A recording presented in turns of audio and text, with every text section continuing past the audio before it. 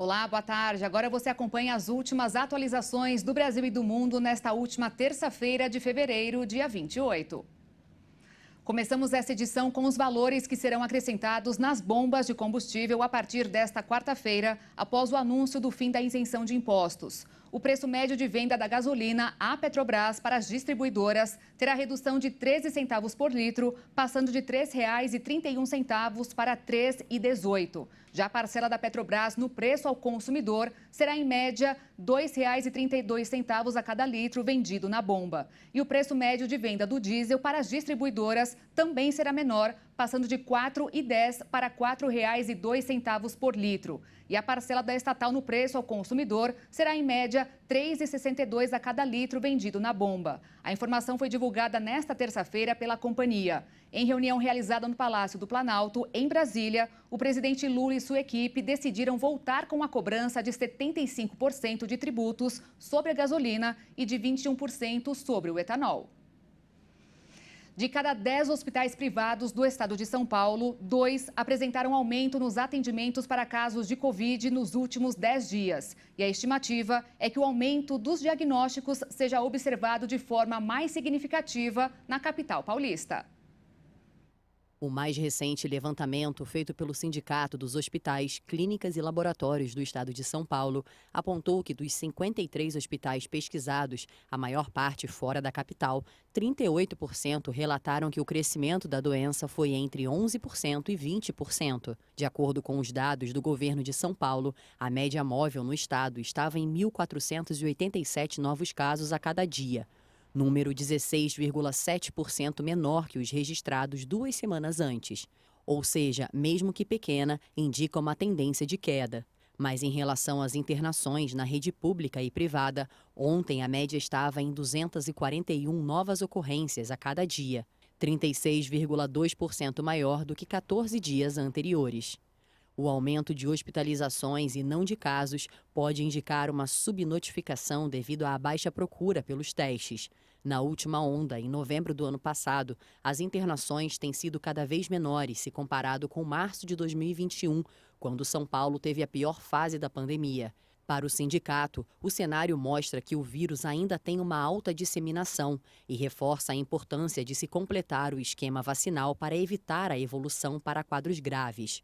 Ontem, o Brasil também deu início a uma nova etapa da campanha de vacinação, com as doses bivalentes, que ampliam a proteção contra a variante Ômicron, destinadas a grupos prioritários, como uma nova dose de reforço, que pode tanto substituir a terceira ou a quarta para os atrasados, como ser uma quinta para quem está com a caderneta em dia. O Banco Central informou hoje que as contas públicas do setor público fecharam o mês de janeiro no azul. O resultado positivo foi de 99 bilhões de reais, o que significa que a arrecadação de impostos deu para a União, estados, municípios e empresas estatais pagarem as contas. E ainda sobrou. Mas quando essa conta entra no pagamento de juros da dívida, o resultado cai para menos da metade.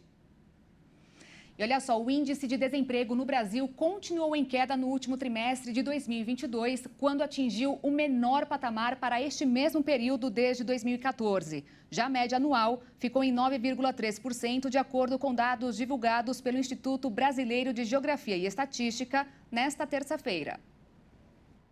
Segundo o IBGE, os números confirmam a recuperação da atividade econômica brasileira após o impacto da pandemia de Covid-19. Esta foi a 10ª queda consecutiva do desemprego, que é medido em trimestres móveis. Na comparação com o terceiro trimestre do ano passado, a quantidade de desocupados caiu 0,8 ponto percentual, enquanto que na comparação anual registrou uma diminuição de 3,2 pontos. Já a taxa média anual de desemprego caiu de 13,2% em 2021 para 9,2% em 2022. O número de desempregados no Brasil atingiu o pico no primeiro trimestre de 2021, quando 14,7% da população economicamente ativa estava sem trabalhar. De acordo com a coordenadora de trabalho e rendimento do IBGE, Adriana Berengui, 2021 foi um ano de transição, que marcou a saída do pior momento da série histórica, sob o impacto da pandemia e do isolamento ocorrido em 2020, enquanto 2022 foi o ano da consolidação do processo de recuperação. Ainda segundo o IBGE, o rendimento médio dos trabalhadores aumentou 1,9% no quarto trimestre do ano passado, embora 38 milhões e 600 mil brasileiros continuem trabalhando na informalidade. E a Receita Federal realiza hoje o pagamento de um lote residual do imposto de renda para pessoas que caíram na malha fina no ano passado. Será depositado um total de 250 milhões de reais direto na conta informada no momento da declaração de quase 180 mil contribuintes. Se o dinheiro não cair, é possível procurar no Banco do Brasil, onde ficará disponível durante um ano. No litoral norte de São Paulo, as chuvas não têm dado trégua. A rodovia Rio-Santos ficou interditada por pelo menos 3 horas na última noite, após novas quedas de barreiras e árvores em São Sebastião. Hoje voltou a ser interditada em ao menos 3 pontos, segundo o Departamento de Estradas de Rodagem, e as equipes continuam os trabalhos nos locais para a desobstrução total da rodovia. As chuvas que atingiram São Sebastião na noite desta segunda-feira causaram novos registros de queda de barreiras e árvores na rodovia Rio-Santos. Há mais de uma semana, a cidade sofre com as consequências dos temporais e o registro de mortes. De acordo com a Defesa Civil Estadual, os deslizamentos de terra aconteceram no quilômetro 134. Já as quedas de árvores foram nos quilômetros 132 e 138. Os trechos ficam próximos à região das praias Toque-Toque e Barequeçaba. Os locais chegaram a ser interditados totalmente, mas depois foram liberados de forma parcial e com faixa reversível. Nesta manhã, equipes do DER e da Defesa Civil seguiam nas regiões atingidas, limpando a estrada para desobstruí-la totalmente. O monitoramento continua, já que a chuva persiste nos últimos dias e as encostas seguem com risco de deslizamentos. O ministro do Supremo Tribunal Federal, Alexandre de Moraes, mandou soltar mais 137 pessoas que estavam presas por terem participado das manifestações de 8 de janeiro contra as sedes dos 3 poderes em Brasília. Quem é liberado continua sendo monitorado com tornozeleiras eletrônicas. A medida tem efeito imediato, como um alvará de soltura. Do total levado para as prisões, quase 800 pessoas permanecem atrás das grades. E olha só, a Rússia reforçou de que estará aberta a pôr um fim no conflito na Ucrânia, mas que não abrirá mão das regiões anexadas. De acordo com o porta-voz do Kremlin, Dmitry Peskov, as novas realidades territoriais não podem ser ignoradas e a Rússia nunca irá renunciar às 4 regiões ucranianas anexadas de Donetsk, Luhansk, Kherson e Zaporizhia. Peskov disse que a Rússia está aberta a negociações se Kiev aceitar o controle de Moscou sobre esses territórios. Já a Ucrânia diz que as tropas russas devem deixar cada metro de seu país, incluindo as 4 regiões anexadas e a Península da Crimeia, que Moscou anexou em 2014, antes que um plano de paz possa ser discutido. Kiev e o Ocidente dizem que esse é um pretexto sem fundamentos para a apropriação ilegal do território.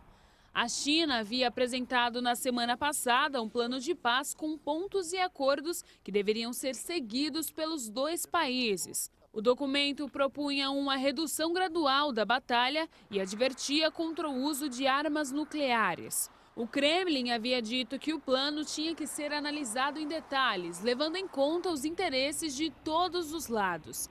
Mesmo assim, a Rússia admitiu que, por enquanto, não vê nenhum sinal que indique uma resolução pacífica para o conflito. E depois dos Estados Unidos, chegou a vez do Parlamento da Dinamarca pedir que deputados e funcionários removam o aplicativo TikTok dos celulares fornecidos pela casa. A plataforma chinesa tem sido alvo de restrições de países ocidentais por temores de espionagem. A decisão foi tomada para atender uma recomendação do Centro Dinamarquês para a Cibersegurança, que sugeriu que autoridades removessem a plataforma de vídeo dos celulares. Na semana passada, a Comissão Europeia e o Conselho Europeu vetaram o uso do TikTok para proteger as instituições. A famosa rede de vídeo de propriedade da empresa chinesa ByteDance se vê cada vez mais cercada por países ocidentais, que temem que Pequim possa ter acessos a dados de usuários de todo o mundo. Nesta terça, a Casa Branca anunciou um prazo de 30 dias para que as agências federais retirem o aplicativo de todos os dispositivos eletrônicos do governo americano em cumprimento a um veto determinado pelo Congresso dos Estados Unidos. O Canadá também proibiu o uso do aplicativo chinês nos aparelhos móveis fornecidos aos funcionários do governo. E eu fico por aqui, mais notícias com a Maria Alice Dias e a Júlia Dariva no Jornal das 18h30. E mais à noite, eu e Alexandre Giaqueto te esperamos às 10 da noite no Jornal das 22h. Obrigada pela companhia e até amanhã. Tchau.